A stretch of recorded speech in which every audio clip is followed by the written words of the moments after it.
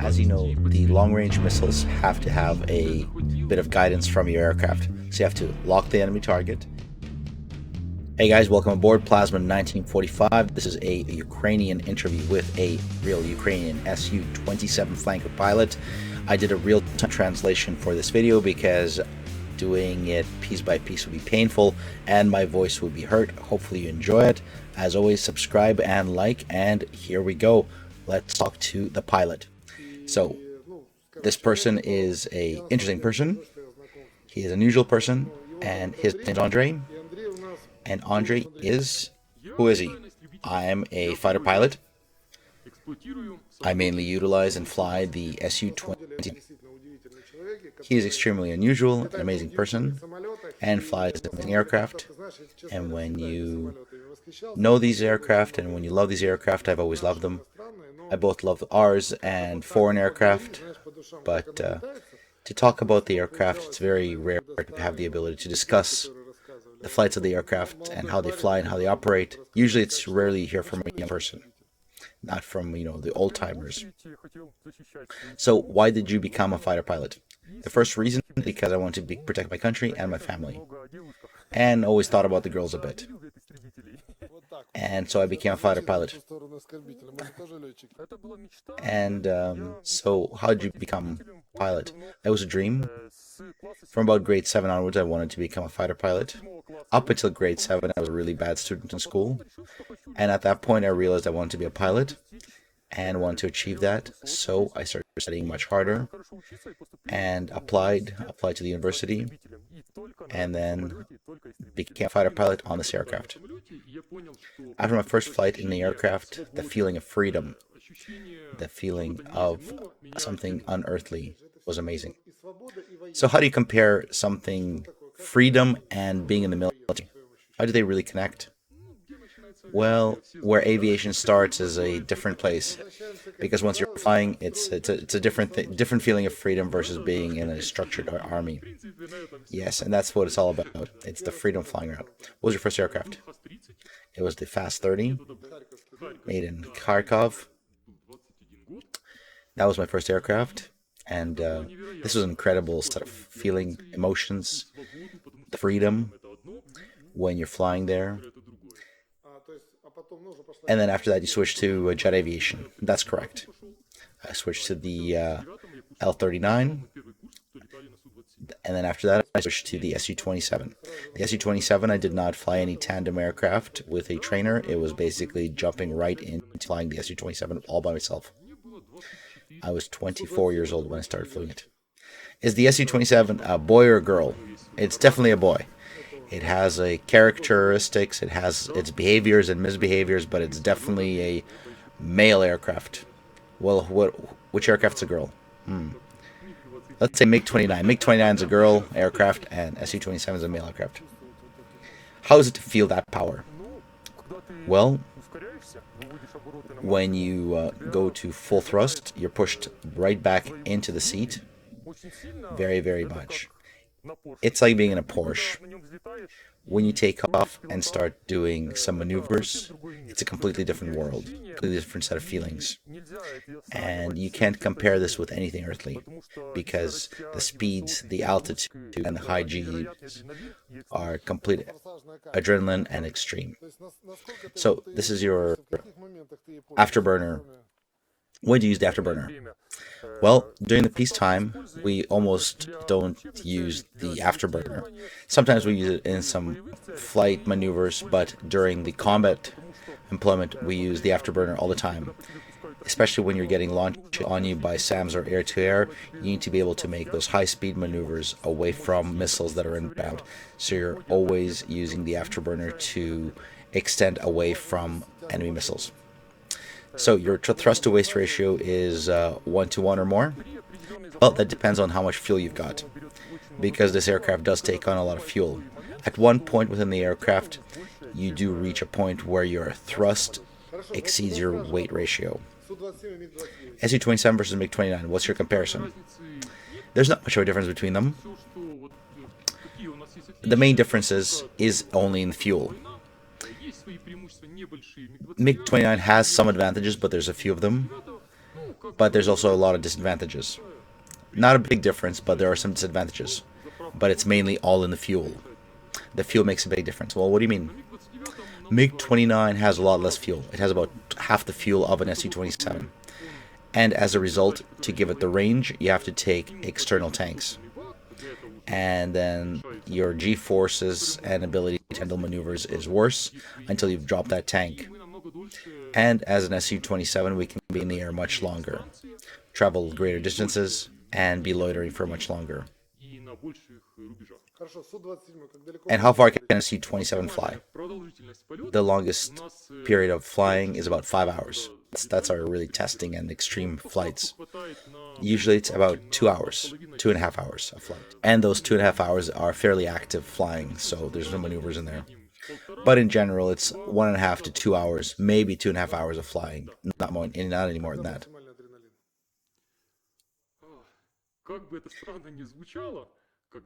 And when's the most adrenaline that you feel in this aircraft? As strange as it may sound, the most adrenaline you feel is when you're walking up to the airplane. In most of our cases right now, we do not know our targets and missions until we're up in the air or we're sitting in the cockpit. As a result, while walking up to the airplane, you're stressed out and feeling some adrenaline. Once you've taken off, the adrenaline is gone and you've already got a mission. You're already flying. You're almost enjoying the flight. Even when you get launched on and you're being told by either the GCI or your aircraft is telling you that you've been launched on, first missile, second missile, sometimes the third missile is being launched on you. Everyone gets launched and and when you're starting to maneuver away from the missiles, you actually feel a little bit of pleasure. You're not really stressed out. You know you can't stress out in the aircraft. And this feeling of calm, and there's a little bit of adrenaline when you're maneuvering, but not much. What's your maximum speed that you've traveled on in this plane? The maximum speed that I've traveled is in Mach speed. There's no point calculating it in kilometers an hour. I've done Mach 2 in this aircraft. So you've reached Mach 2 in this aircraft. And how did it feel like? What's the feelings? What's the sensation? When you're about to cross the Mach speed, it's extremely loud in the plane. But as soon as you've crossed the Mach number, you go into dead silence. It's almost amazing. And what about the second Mach speed? But when you cross Mach 2, there's no difference. It's just Mach 1 that everything goes quiet. Alright, no question. This sounds terrible, but when you're being launched on by SAMs or air-to-air, after you've evaded those missiles, what's the feeling? What's the sensation? What's the emotional state when you've evaded those missiles? How does it feel? You're in a big, fast, expensive airplane. There should be a superhuman inside of it to fly this kind of an aircraft who can figure everything out. But instead, here you are, just a regular dude, a young man who's smiling and chilling. So how does it feel? How does it feel, and what's the emotional state when you've evaded a missile? You take a breath out, or what happens? Well, you never just evade a missile, because you're carrying out a mission, and the mission will have interruptions such as these missiles coming at you. So, okay, so I've evaded one missile, then you think about the next missile. Where's going to be the next launch? It's going to be another missile, third, fourth. You just need to keep moving towards your target, even though you're being launched on. But that's right now. The very first flights, it was extremely scary. Because if you're being told that you're being launched on, your system is telling you you're being launched on, the airplane's telling you that you're at maximum speed, you're being told that you're at minimum altitude, it's scary. Because we did not know how to really evade these missiles. There hasn't been a lot of experience within us evading missiles, because there's just no chances to really fly against missiles. But later on, when you've had some experience, you feel much better, much more comfortable. And when you've evaded that missile, second missile, third missile, you're like, big breath out, turn back in, and continue on mission. So these are your countermeasures, right? Yes, these are flares, which are used against heat-seeking missiles. We use them to distract the heat seekers within enemy missiles away from our engines. And the temperature of these flares is much higher than the temperature of our engines. And therefore, when they're launched, they drag away the missiles. And here we've got a parachute. That's right, we've got two braking parachutes here to ensure that we've got a good speed when we land. This way we don't have to use our brakes, so that we don't have to overheat our brakes on our aircraft, because it's a very large, heavy aircraft. What's your speed during approach? When we're approaching the aircraft, we're about 400 kilometers, and then we touch down, we land at a speed of 290 to 300 kilometers. Alright, so what's your feeling between February 23rd and now? How are the pilots? How is the strategy? Everything has changed. The psychological difference between then and now is completely different.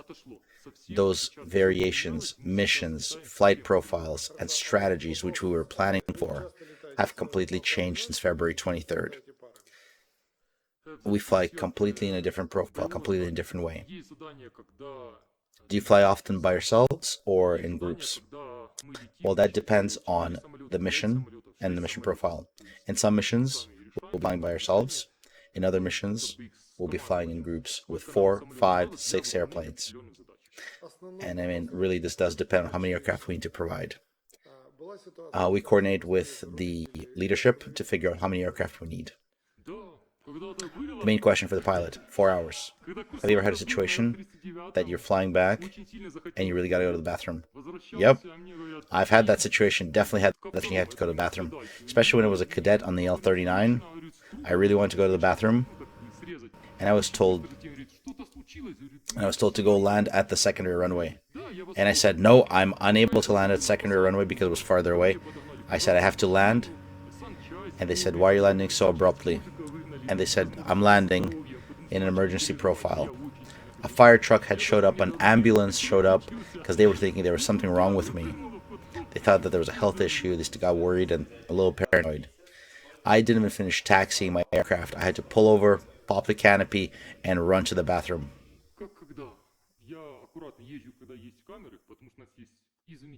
If you take a month, how many times do you get speeding tickets driving around? He's like, well, I drive pretty slowly, fairly carefully. I also have an app which tells me where there are traffic cameras and speeding cameras. He's like, yeah, I had a car that had 400 horsepower, and it was a pleasure to definitely drive it. As you know, when you haven't been flying for a month, or even a few weeks, you definitely get that itch. You miss that adrenaline. So yeah, you get that itch. Yeah, you literally get the itch. You want to drive. And when you're flying, you do get enough adrenaline, so you're okay. So you don't need to do any crazy driving or do anything crazy. But sometimes you do really want to gun it. When you get to the airplane, you're ingressing in a mission or training, what happens then? Sometimes you really just want to do something crazy and have some fun. One time we had a mission. There was 3 of us. We're flying in a wedge. We're flying low at around 150 feet, 50 meters.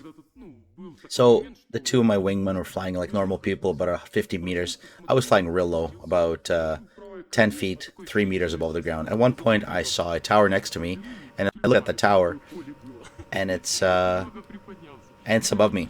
So I looked down at my engine, and I was thinking, I'm probably going to pick some flowers with my intake, because I was that low. And the other pilots that were flying with me were joking that, the 2 of us are normal, and Andre is the crazy guy, always does something weird. And for the people who don't understand, how fast are you going at that altitude? About 800, 900 kilometers an hour. There's no other way to fly. And what's the maximum altitude that you've climbed to? I've climbed up to 15,000 meters. Have you seen the stars? Yep. And that was during the day. Yeah, the sky was a little darker. It's a very different sensation up there at that altitude. How does the aircraft behave itself? I wouldn't say that it's weaker or less stable, but there seems to be a delay between the input of your controls, and of course your speeds are very different at that altitude. Have you flown with a single engine? Oh yes, I have. I've had scenarios where I've had to fly on one engine. And how is it? Aircraft is very stable. It's got sufficient thrust to fly. There's a little bit of a turning factor to the aircraft. It tends to kind of roll and yaw, as the aircraft's engines are not in center. So you have to adjust with your yaw, but otherwise the engine is able to bring the plane home on a single engine. Fully loaded, are you able to fly? Yeah, you can definitely have enough thrust. Now, when you're landing, you have to adjust to, right? Yep. And what's the engine thrust? 12,000. The total thrust is 25,000 kilograms. The aircraft weight is 20,000 kilograms, and fully loaded, it's 29 tons. So, what was your maximum G? I've gotten 9 Gs done, and that was at minimum load. So realistically, the airplane can turn 180 tons. All right, how many seconds can you hold 9 Gs? I'm not gonna lie, not very long, maybe 3 seconds. I had to do that once. Quick turn, 7 Gs. We can keep doing up to 30, 20 seconds. And you're doing this in a pressure suit, absolutely. Without the pressure suit, 6 Gs would be even too much for us. What's the difference between close range BFM combat and long range beyond visual range? I've been in both, and as this war has shown, close range BFM combat is not the same as what we've seen and how we think of it. Dogfighting and turns and twists. The main purpose right now is not to enter into BFM because we've got medium and long range missiles. And why would we want to enter close combat with an enemy if you can launch a missile from 25 miles or 50 kilometers, come back around, fire a second missile? And so you've got fire and forget missiles. These are the Fox 3s. And then you've got the Fox 1s, which you have to provide guidance to. What about those ones? As you know, the long-range missiles have to have a bit of guidance from your aircraft. So you have to lock the enemy target and fire the missile and provide updates to your missile you've launched to give it hints as to where it should be flying at such a distance. So, just to be really simple, you're sending a beam out to the target, and then your target is sending back a signal. Yes. So your plane, which captures a target or tracks a target, sends a beam to that target. And then you're tracking it from your plane. Now, from that point, your airplane is communicating to the missile. So the actual missile isn't seeing the beam of your radar, but it's actually your airplane that is providing corrections and updates to the Fox 1 missile. So your aircraft is watching the enemy aircraft and telling the missile where to turn to. All right, next question. What goes through your mind, or what do you say, what do you call out when you've hit a target or when you've missed a target? Well, I remember the first aircraft I shot down. I had a big emotional response. I was happy. I even shouted, yes, and went for my next target. This was my first aircraft that I splashed, and I really had a splash of emotions because I was fairly close and I could see the flash of the missile hitting the target. This was a bomber. Yep, it was a bomber, Su-24. But the Su-24 is low. Yes, he was flying super low. He was coming in to launch targets against one of our large cities, and I intercepted him, and he never made it to his target. That's awesome. Well, what about when you miss? When you miss, you're of course upset. You're a bit sad and upset, but not too much. Because if you still have missiles, you can still fire again. There's heat seekers, there's Fox 1 missiles. What's the speed of the missiles when you're launching them? They're about Mach 2. Approximately 2,600 kilometers an hour. 2,600, 2,300 kilometers an hour. And when you've had a missile shot at you and you make a turn, do you see that missile? No, most of the time you never see that missile because missiles are coming from a long range and you're doing special maneuvers so that the enemy missile loses its energy, its kinetic energy and its potential energy to reach you. So do you have to let the missile get to you and then maneuver, or otherwise? And I can't tell you exactly what maneuvers we do for which kind of missiles, but in some cases we'll let them get close, in some cases not. What happens to the missiles that don't hit you? Well, if they lose energy, they just hit the ground and they just lawn dart. Should it self-destruct? In most cases, yes, it should self-destruct, but many missiles never self-destruct and they just hit the ground. No, the question that we have is, how does the missile explode? Oh, okay, I gotcha. So here's what happens. There's a few different ways of detonators, contact-based and non-contact-based. Sometimes a missile will fly by an airplane, it shoots at a small beam, and the missile realizes that it's next to a target and it detonates.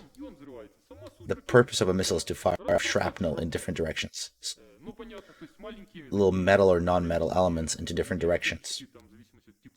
Imagine them as little darts flying in every directions. And the whole point is to damage the aircraft, damage the components of the aircraft, engines, and so forth. Let's talk about aerodynamics of this aircraft. We know that this is an aerodynamically unstable aircraft. Yes. It's unstable, which means that it's always wobbling and vibrating, and it's trying to balance itself out in the air. And that's why we have a number of aerodynamic elements on this aircraft. Flaps, ailerons, flaperons. And why is it unstable? It's unstable so they can be extremely maneuverable. Its center of weight is not in the middle of the aircraft, as most people would expect. I'll explain it really simple. When you fly a paper airplane, it flies straight. And then when an airplane's unstable, as soon as you throw it, it'll start flapping around. It doesn't just glide through the air. So this airplane does not fly through the air if you were to just throw it. That's why the airplane has to be continuously balanced and continuously adjusted by all of its surfaces. But because it is unstable, it can do those crazy maneuvers. This is an interesting element. So what's the purpose of this component on the front versus a flaps? At certain angles of attack, when the aircraft is maneuvering, this allows us it changes the angle automatically to allow for best aerodynamics around the flow of the wing. It'll open up at that particular angle so that you have the best amount of turn. So what you're saying is that this airplane is continuously changing itself. That's right. Unless it's just flying in a flat line. Alright, let's talk about drones. So we've got drones, technologies, and other things. At which point does a pilot compare to a drone? And what do you feel about drones? How do you feel about drones and flying around them? Well, military activities is a series of systems which are completing the same task or a similar task. We can't say that a drone can launch an air-to-air missile at this point or hit a target at 80 kilometers away. The drone can very precisely launch a target against a target on the ground, but it cannot be in a SAM area. And we can. And therefore, when we have certain missions, for example, which we have to fulfill, you take all these things, put them together, and figure out what is the system that should be used there. In some cases, maybe a drone will be best to do it. In some cases, a drone may not be able to do this because it might get shut down. Drone might be flying really high, but you might need to float extremely low to sneak up onto a target. This is a group of systems. So it's not just pilots or drones, or manned or unmanned. It's a combined. So let's use an example. Let's say a drone goes in. Let's say a Bayraktar drone flies in. It's flying. It has no ability to defend itself. It may hit targets very precisely and take out targets as designed. But perhaps not all air defense systems will be able to detect it, nor can our air defense systems protect it. But any enemy fighter can spot it, lock it, even up to a distance of 100 kilometers away and shoot it down. And for that reason, we have fighter aviation, which will protect the drones which will protect the helicopters. Yeah, I know pilots who smoked during flight because they really wanted to have a smoke. Oh yeah, I remember the first time I had a smoke when I was in the cockpit. I felt like a really, really big adult. Finally. Yeah, we've had scenarios where we're landing, refueling, and you've landed and you've had no time to even have a smoke. Where were you filling up? Did you have fuel? Yep. At this time, we use air-to-air missiles. We can also work against ground targets, drop bombs, fire unguided rockets, and of course guided missiles. Here we have radar-guided missiles of medium range and close-range heat-seeking missiles. The heat seekers are fire and forget, and radar-guided missiles have to be tracked, locked, and they have to be supported by your radar of your aircraft. My friend asking me, what happens if you drop a missile on the ground? Nothing will happen if you drop a missile. It's at specific contacts. You launch that missile, it makes the missile armed, and then at that range, the missile will detonate. As a result, launching a missile or dropping it on the ground is not going to do anything. The missile will not start to be armed within a certain range of your own aircraft. It depends how you launch the missile. We have specific locations where the missile drops down and then fires off. Other hard points are where they're launched right off of the hard point. There's not much of a difference between those hard points. There's just different types of sensations. You just see the white smoke of your missile as it heads towards target. Dangerous moments from daily life and military life. There's definitely a lot more danger in my military life. There's been situations that I've had AS-30 engine failures during one of my very first flights. Well, what could I do? I had to land it. It was scary, but I was able to manage it. Yeah, you landed. Yeah, it landed just fine. No problems. Was a little bit short. Landed about 5 meters away from the landing strip. During the war, we've had quite a few situations like this. In some situations, I've caused myself to happen.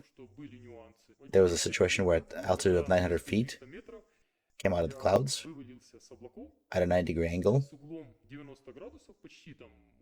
at a speed of 800 kilometers an hour headed for the grounds. Why did this happen? How did you survive? Did you pull the airplane out?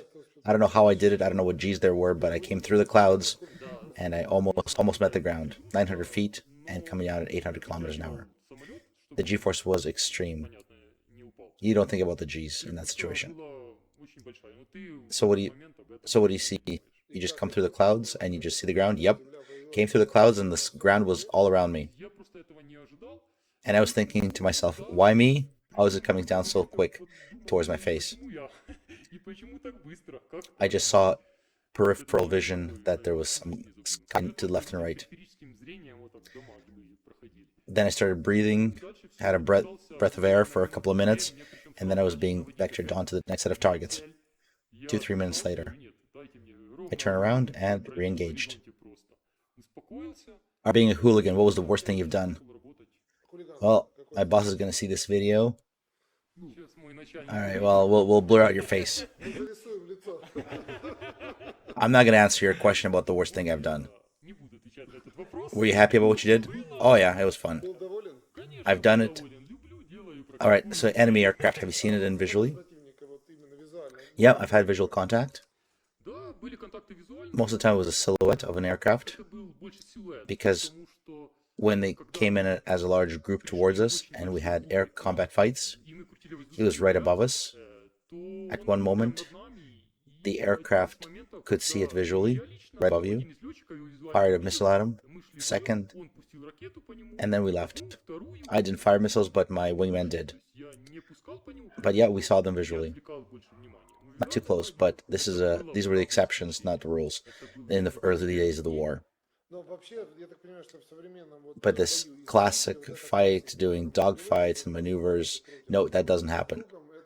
What about SAMs? SAM. Does it scare you or not? Yes, it does. Because when you're being launched on from the ground or in the air, it's always scary. Su-27 versus S-300. That depends if you know or not, or don't know if the S-300 is launched on you and from what range. There are situations in which show that the S-300 can be evaded. There's a few situations. What about the Buk missiles? Can they be evaded? What's more dangerous, Buk or the S-300? Both are dangerous because, as a fact, once you've entered the SAM defense area and you're not ready, you are going to be surprised. And you're still going to be surprised because even though you've entered the SAM range, you don't know when they're going to launch it. It's a case of probability and randomness. So they may launch, and once you have that launch signal, you have to react. As my experience and the experience of my combat pilots has shown, you can't evade. You don't smoke. You look like you're pretty healthy. You do some sport and some physical exercises. So, just looking at you, you look like you have a fairly nervous, stressful job. Yes. You finish your day, and yeah, maybe you don't want to, how do you deal with stress at the end of the day? So you've dropped, how do you drop your stress? How do you get rid of it?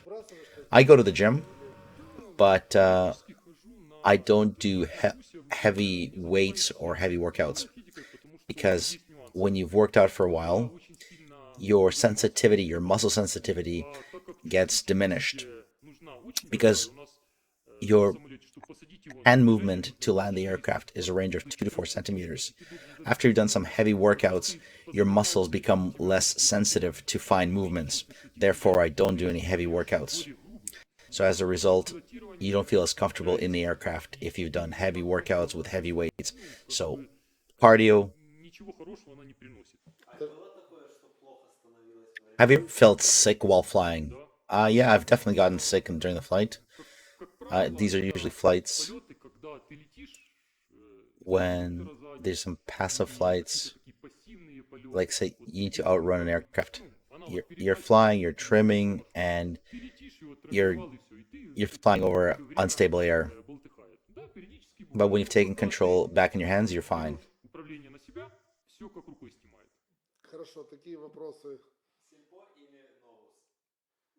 Does Su-27 deal with icing? How bad is icing on the Su-27? The Su-27, in theory, icing is not a big issue for this aircraft, but on the ground there are scenarios where some components do build up ice, and pieces of ice can come off. If you're flying and you get iced on, you increase your speed to 800, 900 kilometers an hour, and it just comes right off. The greater danger is on the ground or when landing, or the aircraft is when you're getting iced inbound or on the ground. Do you need to de-ice the plane? Yeah, I just speed up to 800 kilometers an hour. It's when it's cold. It's cold when the airplane's on the ground. That's when it's cold, when you have to get into it and to take off. You get in the air cockpit and it's minus 20, so you're cold. But as soon as you turn on the engine, close the canopy, you're nice and warm. We're talking about, despite the fact that Su-27, you fly in the oxygen mask. Are you in pure oxygen or unpure? Can you say that oxygen is, well, how is the oxygen being provided? Okay, well, the oxygen profile is as follows. Oxygen is provided at certain altitudes, depending on your altitude, pressures, and G maneuvers. For example, at certain altitudes, up to 9,000 feet, you're getting mixed oxygen, and after about 12,000 and higher, you get pure oxygen in the mask. Have you ever had a situation where you're just tired and you go have a hit of oxygen? You've had situations when you haven't had enough sleep. You sit down in the airplane, you turn on the oxygen, take a big hit of oxygen, and then off you go. Thank you very much, Andre, for participating. Thanks for providing this information. and having fun and joking, but unfortunately the situation right now is terrible, and you're doing great work with Big Sunny Face, so thank you for this. Thanks for the interview, and we'll produce more videos of this. Alright guys, Plasma 1945 signing off. Hopefully the translation's okay. I did in real time to get this out to you guys as soon as possible.